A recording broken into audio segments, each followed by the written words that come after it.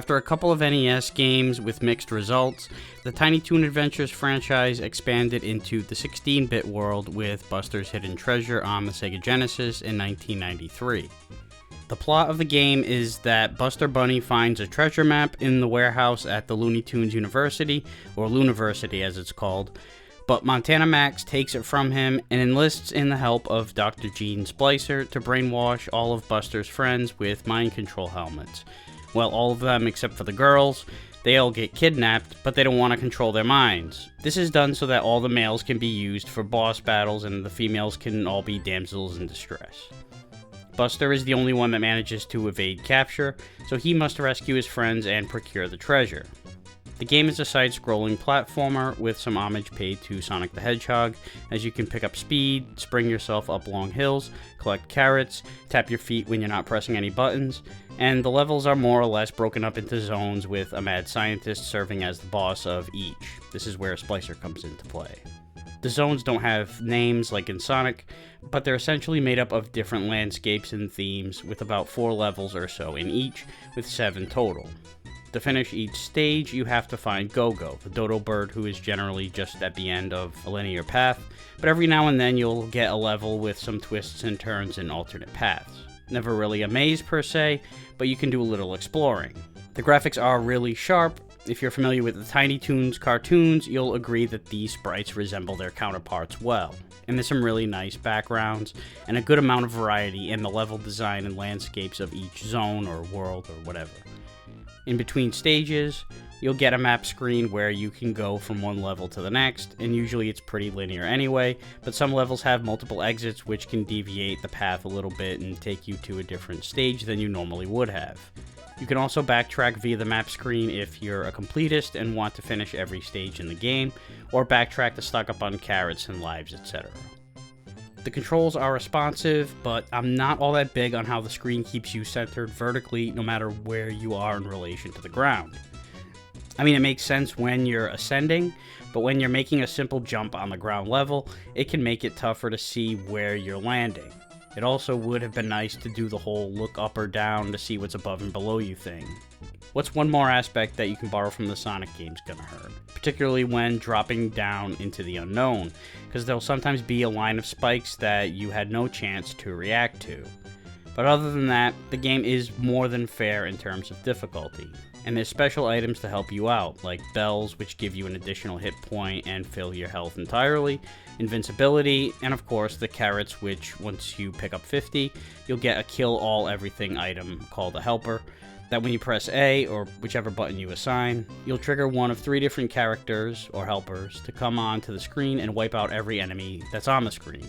Each character has their own unique animation sequence for this, but otherwise they all have the same effect. Another move you can utilize is the slide, which you can use to plow into enemies, but you have to get a running start to do this, and that means risking running head-on into the unknown. There are also bonus areas you can enter to stock up on some additional carrots when you reach the Tiny Toons rainbow logo, usually in hidden spots. And you'll want to collect as many carrots as you can while avoiding the Go-Go's that end the bonus stage and send you back to where you came from. Since there are a pretty good amount of levels, it's nice to have a password system so you don't have to complete this all in one sitting. Aside from the blind spots, there's not a lot to complain about Buster's Hidden Treasure. It's not groundbreaking by any means, but it's a solid platformer that'll keep you wanting to play it through to the end. And if you're a fan of the cartoon, then that'll just be icing on the cake.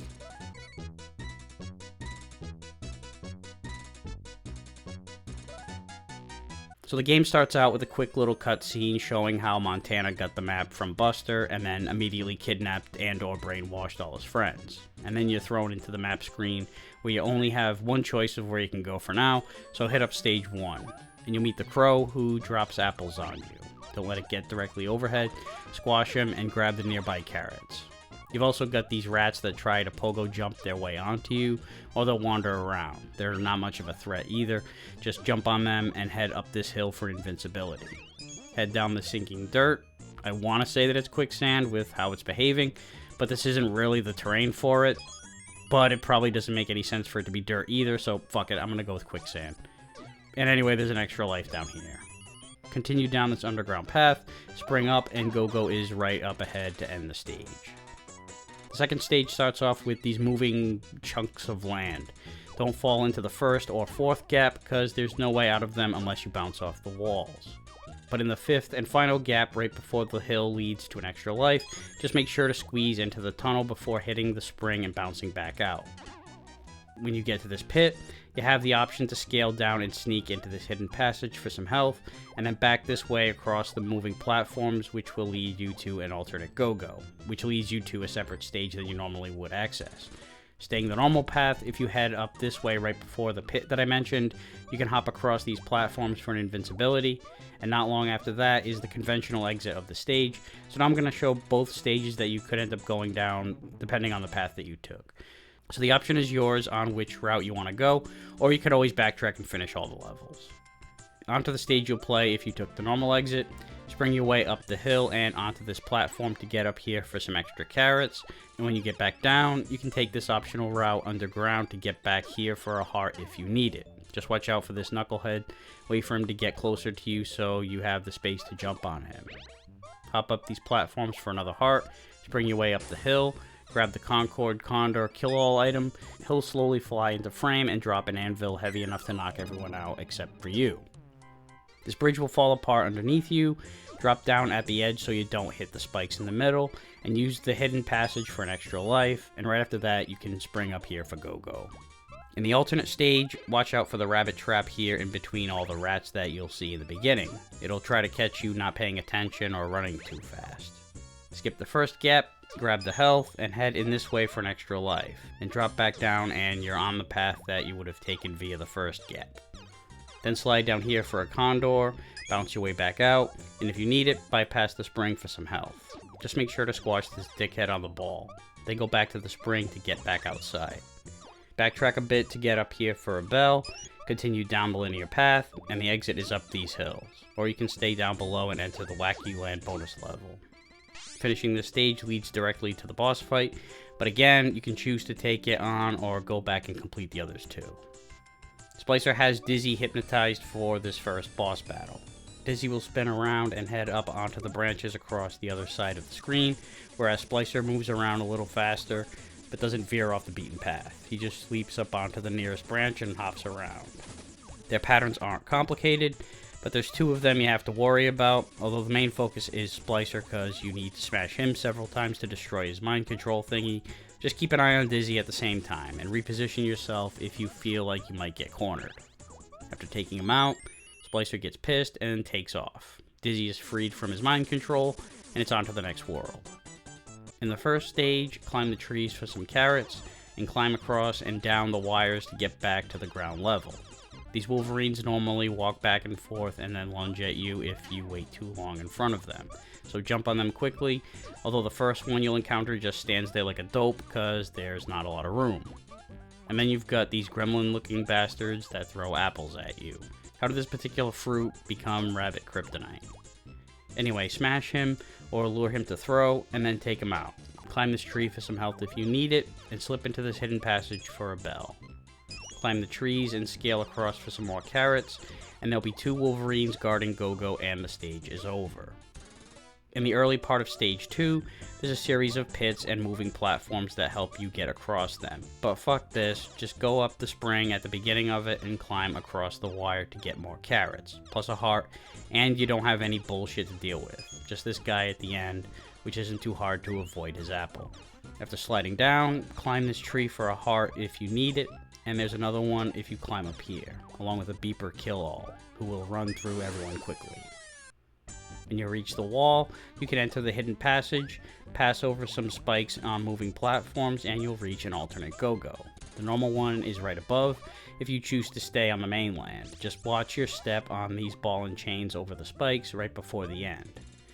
Now normally a fork in the map leads to one alternate stage before the path meets back up, but in this case the fork has two stages in a row that differ before the path meets back up. So I'm going to show the next two stages that you'll see if you take the normal route, and then I'll show the two stages you'll play if you take the alternate exit. So firstly, the conventional Stage 3 has you do your best Sideshow Bob impression right away if you don't jump over this rake. It's harmless here, but other rakes could leave you prone to enemies, so keep an eye out. Immediately after is a hidden passage in the wall to a bell, and heading up this way will lead to a shitload of carrots as you slide down, with an optional heart along the way that'll decrease the total number of carrots you'll collect because you'll drop down, and heading back across the water will lead to a hidden passage and an extra life. Back on the linear path will lead to another hidden passage, this time for some health. Head up this belt of platforms and watch the hidden spikes that pop out of the ground. Down the stretch has another wide open area where you can climb trees, collect carrots, and fend off cretins as you reach Go-Go and exit the stage. In the fourth conventional stage, you'll see Go-Go right away, but the tree is blocking it. And after climbing down and taking this passage back up to the top of the tree, which does nothing except showcase the function of these tree elevators and give you a few extra carrots, you'll learn that this place is a bit of a maze. Although it's more linear than it seems, it just sends you in a lot of different directions, and there are some optional side paths. One thing to keep in mind are the signs at the elevators with arrows pointing in or out of them. You're only allowed to enter in the directions that the arrows are facing. You can't go in through the outdoor. Drop all the way to the bottom, head under this gap, and make your way all the way to the right, up these platforms to the door, and now you've got a couple options. Ultimately, you need to go through this door up here, and down and across this ball and chain to the door here, and you're on the path that you'll need to take. But you have the option to drop down toward the right by the ball and chain for a bell, and you can also slip through the gap at the bottom and scale up these platforms for a heart. And then there's a fork. Heading left will lead you to the main path where we last left off, or you can go right if you want to go through all this bullshit for another heart. Making your way to the top of this leads back to the door that you took to get here. Okay, so back to the main path. If you came by this route, you can go through this door, but if you're on the lower path, you'll have to drop down this way, crawl under, and carefully maneuver between the spikes, and you'll end up in the same spot. Scale up the platforms to this door, head up these platforms, and you're at the home stretch to the door to Go-Go. Just keep in mind that if you fall during this last part, you'll drop back to almost the beginning, which is frustrating, so watch your step. So now on to stages 3 and 4 in the alternate path. Watch out for the rabbit traps early on, spring your way up here, and grab the beeper. Just make sure the spikes retract before you go. You'll land down here in the water, and it'll be hard to see, but the spiked balls will send smaller spikes drifting through the current. Watch out for those before you pass through. When you get back on land, there'll be 2 hearts, one up in the tree, and one in this hidden passage. Take one, both, or neither, depending on your health situation. Then you'll get to a long drop on these log platforms that roll you back. So keep your balance on them as you traverse downward, and as you get to the bottom, head left through this hidden passage for a bonus stage, along with an extra life and bell. Then back on the other side, slip into the gap from this platform, watch all the retracting spikes, and Go-Go is soon after. The alternate stage 4 is very much like the conventional stage 4 with the tree elevators, and once again, Go-Go is positioned at an unreachable point, but still close by you in the beginning portion of the level, so you'll have to go around once again. When you see the first elevator, you can bypass it and go underneath, and it'll still lead you around to the other side. But if you take the elevator door, you'll get a bell once you drop down, and then go through this little gap and up the branches to the top of the tree for an elevator back down and to the other side. Go up the branches to the top, across this platform to the left, and through the next elevator, up and over the next elevator for a heart, and then up through this elevator where you can drop down for a heart. Back up the branches, head left, watching out for the retracting spikes, and drop down for Go-Go and the exit. Now onto the boss battle with Splicer. This time he's got Calamity Coyote brainwashed. The pattern is pretty simple. This wheel of boxes will rotate around, and I guess Splicer is also a magician, because he'll pop out of one box and then drop down and pop out of another one. It's basically whack-a-mole. You've got to smash him before he disappears again, but at the same time, Calamity is tossing projectiles at you, so focus mainly on that, and smash Splicer when he's within reach of you. You get tipped off of which box he'll be coming out from when it flashes before he emerges. After dealing enough hits, you'll destroy his mind control, Calamity is free, and it's on to the next world, which takes place inside a cave. You'll meet these frogs that just stand there and hop straight up. They're meant to cut you off when you're running too fast, or cause you to misjudge your jump, so just try not to do that. Bounce up into this nook for a bell, watch the spiked ball, and then dash to avoid the spiked wall that chases you down after passing it. Bang a right into this hidden passage for a sneezer kill-all, who comes drifting onto the screen hanging from balloons and then sneezes all the enemies off screen. You'll then trigger a boulder to chase you Indiana Jones style, so be ready to jump over it on your way down the slope. There's an invincibility in this little space down here, and an extra life in this ceiling nook up ahead. The enemies along the way here are in tight claustrophobic areas, so watch the ceilings when you try to smash enemies, including this fat fuck that stands in one spot and spits deadly bubbles at you. Avoid them and crush them, and be ready for the boulders that come from in front of you, this time as you head up the slope. Careful ascending these platforms, since you'll fall into a rolling boulder at the bottom. You're at the home stretch now, and there are two options. Staying up high will lead you to the alternate end. You just have to watch out for the falling spikes, and be careful on the platforms or you'll drop back down into the regular path, which does have one big advantage if you are in need of health, because there are 2 hearts in this hidden passageway. Either path you take, the end is just ahead. If you take the normal exit, you'll get an Indiana Jones boulder to start things off, then you'll slide down another long slope. Take your time, because you'll get bottlenecked at the bottom of it.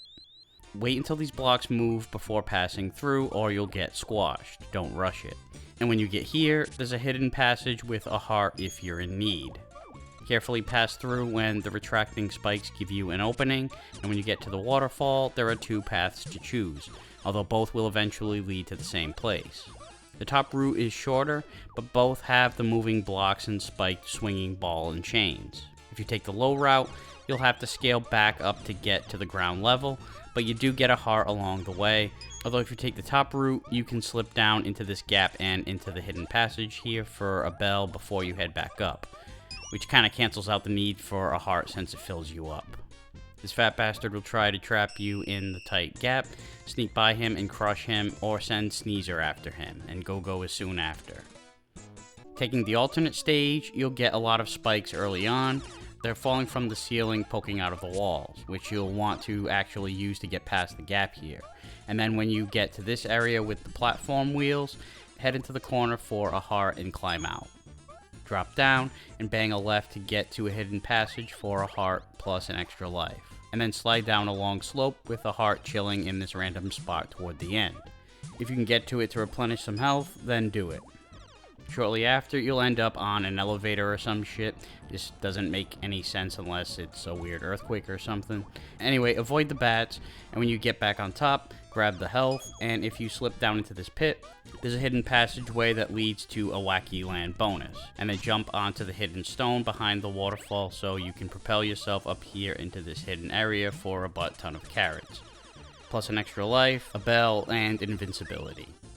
Watch your footing on the platform so you don't drop back down to almost the beginning of the stage, particularly on this bridge that collapses. Keep moving and Go-Go is soon after. The next level is an underwater one, or at least most of it is. These gators will walk around and execute an awkward spinning kick. Smash them, hop in the water, and avoid everything. You have no means of attacking anything down here. Swim all the way to the right and drop to the bottom for an extra life. Come back up and swim left, keeping yourself steady to avoid the ball and chains, and carefully bypass all this shit in the claustrophobic area. There are a lot of enemies. Hug the wall when swimming up to avoid the spikes that fire straight out, and when you surface, head up all these platforms for a bell.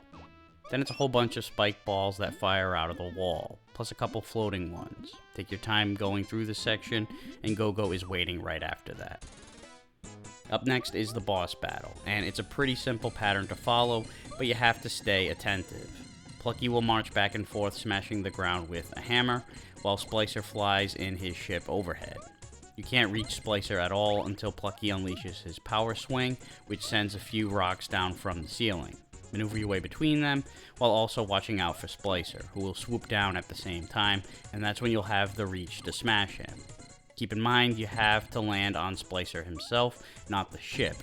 Even from the top, this isn't a Dr. Robotnik battle, as much as this might remind you of the Mystic Cave Zone fight. If you can't get a good angle on the jump, just let him pass by and try again on the next one. The pattern repeats from here on out with no deviation, so repeat the process until he's done for, you free Plucky from his mind control, and it's on to World 4.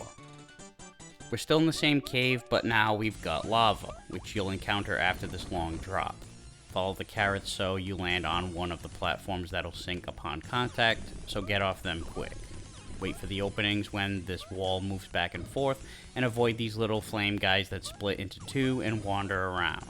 Hop up the wall into this nook for a bell, and watch the flames that shoot up out of the lava. Advance carefully, and stay on this rock to trigger a lava surge to send it into the air.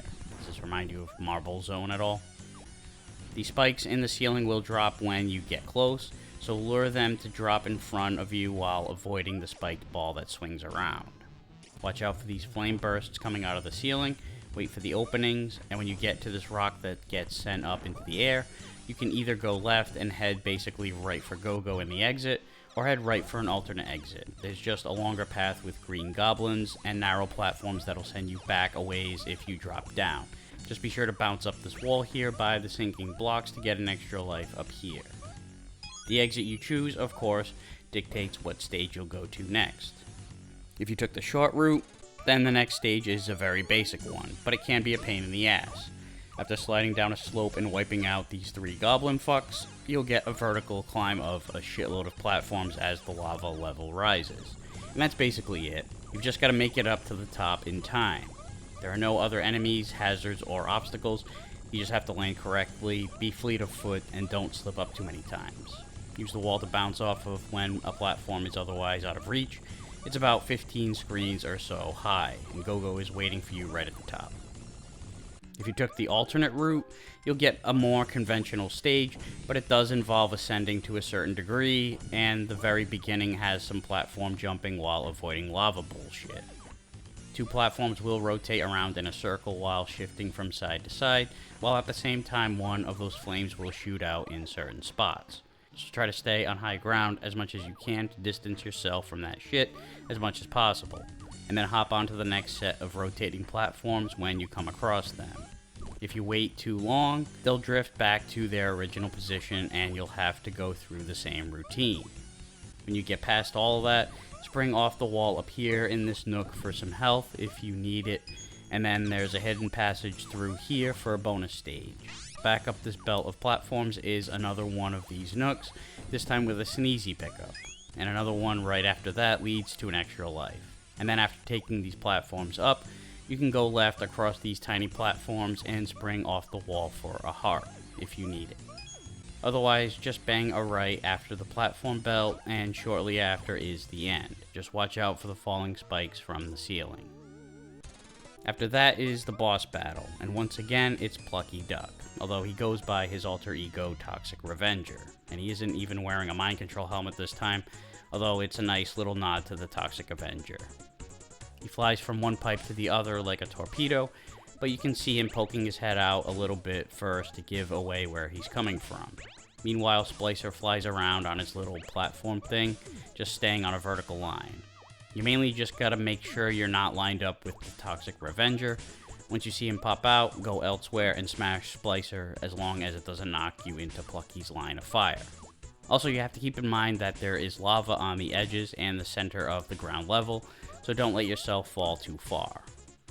After dealing enough hits, you'll destroy Splicer's remote, free Plucky from his mind control even though he doesn't have a helmet, and move on to the next world, which I think is supposed to look like it's the end because we're about to board a pirate ship and this is a treasure hunt game, but spoiler alert, this is not the last world.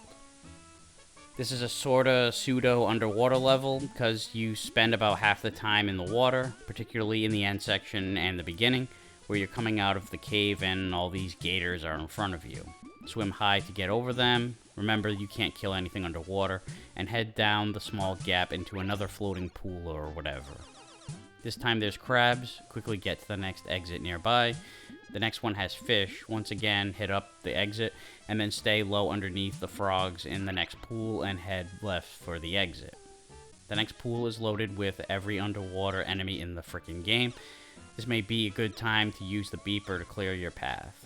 And when you head down, you'll get to the extensive out of water portion of the level. There's lots of protruding rocks in front of a waterfall, and you're mainly going to be traveling downwards, but head left first to get a bonus level.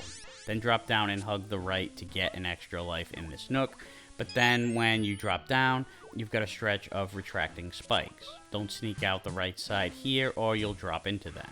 Go left to drop first and then wait for the openings. This is the shortcut to the end, which is just a quick swim away and back up on land. Otherwise, go back the other way and swim down underneath it all. You'll have some of your run-of-the-mill enemies, claustrophobic crab spots, and spiked balls along the wall, which aren't as dangerous as the spikes, but you do have to deal with more of it, so the choice is yours. Believe it or not, we're already at the boss. Actually, this was a bit of a trick. The boss battle is at the end of this level, not its own standalone level this time. You're on the pirate ship I mentioned before, and there are a lot of nooks and crannies and changes of direction. You're mostly dealing with the indoor portion of the ship here. Early on, you'll encounter these little knights. They'll charge at you, so be ready to jump quickly and smash them. Then head up here, and you'll need to push this barrel across to give you a boost to scale your way up here for an extra life. Then back down, head left, watch the spikes here, and if you head left, there's a hidden passageway here for an invincibility. Now go back to the spikes and go right, crawl under this gap, continue right at the fork for an optional area where you'll have to knock off 3 of these knights to get to a bell. 2 of these knights, though, are different from the ones with the lance. They'll stay put and throw these clubs at you. Jump over them and smash them if you don't have your invincibility or encounter more later. Then back to the fork, go up here, continue on this path until you get to the collapsing floor, head right to advance through the stage, but you have an optional side quest to the left. Wait for the spikes to retract, slip down here for a heart, make it quick so you don't take any hits from the Reaper ghosts, and then all the way to the left is a hidden passage to another invincibility. Now definitely go back to the route to advance the stage. Now you can clear some shit unscathed, including more knights. When you drop down here, left is where you're gonna want to go to finish the stage. In fact, the home stretch is just down this hallway, but if you go right first, you'll get to a heart, although there is a heart on the main path anyway against the wall here in case you only need one. You can also fall into the side quest area if you let this collapsing floor take you down, then you have to go back and out, so run quickly if you're looking to avoid that. But make sure you slow down at the end so you don't smash into the spikes on the wall. Down the home stretch, watch the floor for spikes, bunny trap, and a rake. When you get to the door, you find the treasure, and Montana Max cuts you off at the pass. He throws on a glass helmet so he can breathe underwater, and heads under the floor, popping out under a wave where he'll toss a squid at you and then head back underwater to repeat the process. He'll aim the squid wherever you're standing, so jump back to avoid it, and time your jump so you land on him when he's just on his way down, because if he's too high, you're going to hit him head on, and if you wait too long, you'll run the risk of landing in the water where he came from, which is insta-death. Also, you don't want to get cornered in this nook. You have nowhere to jump, and you're basically guaranteed to take a hit from the squid. He'll continue to use the same gaps that he created. He won't clear every block out of the way, but you're always going to want to mind your footing once these gaps form. After enough hits, Max gives up the treasure, but demands it in return for your kidnapped friends, so it's on to the next world, which is back in the water now that you're off the ship. Swim towards the surface, weaving your way between all these structures. Just watch out for the sharks that charge hard at you when it faces you. Wait for them to pass you before advancing, or sneak by when they're facing away. When you get to the surface, continue swimming right until you get onto land. Kill the bats and crabs, and then continue toward the right, where you'll get some more sharks before a reprieve back on land with a swinging spiked ball. And then more sharks and another spiked ball before you get to Go-Go. Yeah, you could have taken the low route, but there's no real reason to. You've got more sharks, claustrophobic crab spots, and it takes longer due to all the swimming, so fuck that. Next stage is back on land, but now we're in the snow and ice. But interestingly, this doesn't affect your footing. Usually this means you're gonna be slipping and sliding and shit. These snowmen will leap into the air. It may look harmless enough, but this gets janky when you're going uphill, because they get so much higher than you as a result. So be patient with them, especially when there's a lot of them. They have strength in numbers. Then you've got these meathead Chad dogs that toss massive cannonballs at you, but take some time between rolls, and they otherwise just stand around. So dodge that shit and take them out. When you get up here, use the clouds to get up here for a bell, and if you head right, you'll get more small clouds, and you'll actually have to scale these to get past the long pit of spikes at the bottom. But if you continue past the point where you get back on land, you can actually use the continuing clouds as a means of getting by the whole stage. Just gotta carefully time your jumps on the rotating clouds and the disappearing clouds. It'll lead to an extra life and an alternate exit from the stage.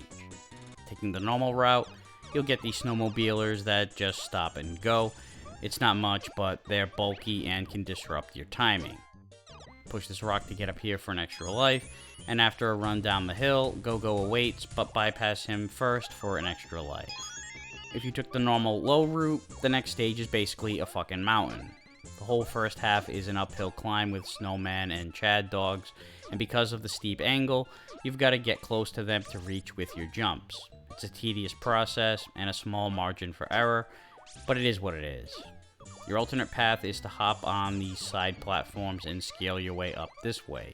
Keep in mind, if you slip, then you're back on the mountain again. You'll deal with snowmobilers and Chad dogs here too, plus dropping platforms after landing on them, so be conscientious as you climb. Wait for these pumps to drop before you advance, and at the very top is a health heart. When you get to the summit of the mountain, slip into this gap and spring your way into the cannon, which will shoot you high enough to reach both the extra life on the left and the bell on the right. But you can only choose one because the cannon disappears, but good luck lining yourself up correctly anyway. It sends you basically into space, and by the time you're dropping, you're like, what the hell was that thing? After a long run down the hill, you'll reach the end. If you took the overhead alternate route of stage 2, you'll get this level instead, which is a more conventional stage, but you do get some uphill battles with the snowmen and Chad dogs, and another of these cannons. When you get to this frozen waterfall, or whatever it is, you can pick one of two paths, both of which will meet up at the exit.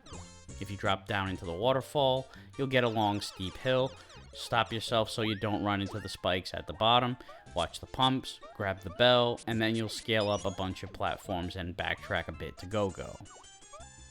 If you take the top route, head up this hill past the Chad dogs for a heart, then you'll have the long ass crawl through the tight space, but can backtrack up the hill for a bonus stage. Then you'll get another cannon that can get you a condor if you can make the shot. And then another long crawl where you can backtrack the hill right after for a heart, and soon after is the same Go-Go you would have gotten from the other side. Nearly half of this next stage is crossing these moving platforms. Watch your footing, and move fast when you get to these that drop. You can't dilly-dally. When you get on land, head up these hills for an extra life, and when you go down the slope, brace yourself for the spikes at the bottom, slow down so you can make the jump correctly and get the heart. A small climb back up, and it's a shitload of Chad dogs, snowmen, and snowmobilers before you reach Go-Go, and it's on to the boss. Splicer flies back and forth overhead, dropping his balls, while Hampton tries to suck you with his vacuum. So you have to fight the wind essentially as you're dragged across the screen, while your goal is to stay on this block of ice for as long as possible. Because number 1, you avoid the suckage, and number 2, you can reach Splicer. So try to land back on the block whenever you land a hit, and if you drop, book it as fast as you can back to the block. You want to minimize your damage as much as possible. After getting enough shots in, you'll take him out, free up Hampton, and you take the time to go grab a bite to eat with Hampton before heading out to the final world where Babs and all your friends are still in imminent danger. The final world takes us into a factory, and it starts off with these robots wandering across the floor fairly quickly, and flying machines overhead dropping bombs. Smash the robot to send its head straight up into the air, which you can use as a platform by the way. Avoid the bombs, and when you start heading up the stairs, wait for these trash cans on wheels to take a stab with their scissor hands before jumping on them. Take this riding platform across, and before hitting up the stairs, you have the option to continue with the platforms across the room to a hidden area and an extra life. Watch the spikes that poke out of basically everywhere, move up the stairs quick, and get on a moving platform ASAP. Follow the moving platforms all the way up here, grab the heart in the corner, and watch the electric charges that are connected between the floating balls. Wait for the opening by dancing around the rotating platforms if you have to, and then advance when you can, or in this case, duck down. When you reach the springs, watch out for the spikes above them, and don't even try to touch these, they'll send you straight into them. Down the home stretch, you'll slide down some long slopes. There are hearts on the far wall if you take the moving platforms. At the very end, you've got some spikes that retract. Wait for them to do so before moving on, and you'll hit up Go-Go. In Stage 2, watch out for these smaller electric surges, and when you get to the far wall, slip in a hidden passage for some health if you need it.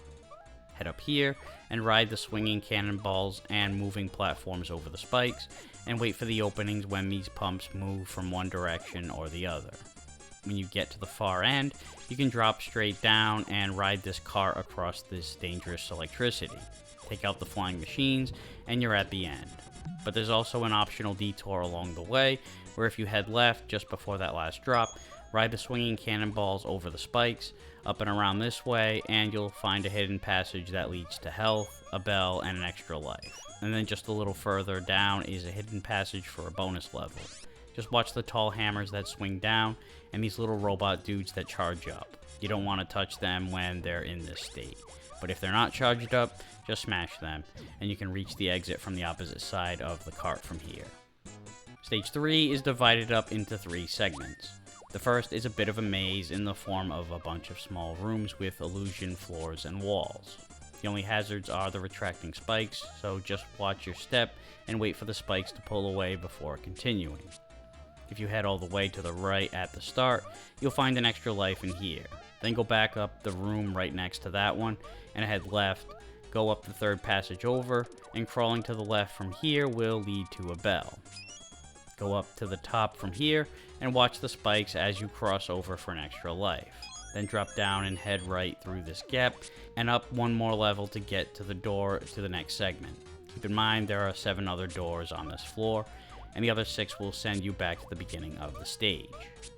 On to the next segment, where you'll ride a moving platform across a long lava pit, with electrical charges there just to fuck you up a little bit more. Jump when you hear the charge up sound effect, and try to get onto the next platform as soon as you see the chance. This only partially helps cause you've still gotta scale up all these conveyor belts and gears and shit throughout the rest of the segment, and slipping can result in a long backtrack, or worse, death. The route is pretty straightforward, but it's just a matter of keeping your balance on these platforms that shift your position. Grab the heart as you head up this way to the swinging cannonballs that bring you to the door of the last segment. Hop on the swinging cannonball that brings you upwards, ride it up here and hit the switch to activate these appearing and disappearing platforms. Make your way across all these, and when you come out this side, you'll realize you can't go anywhere from here. That's when you pass across this area, drop down here, watch the retractable spikes, grab the bell on this side, go back the other way, and then hit this switch here to activate the appearing platforms at the end. Follow them across to Go-Go at the top, and it's on to the final boss stage. This is actually divided into 2 portions. The sub-boss, Elmira, who chases you down and you have to simply outrun her to the door at the end. I say simply just because that's the entirety of this boss, but she will catch up to you if you get caught against the walls. You can succeed by booking it if you memorize the layout, but I personally prefer to do the stop and start method by jumping backwards over her and then quickly running back to the right.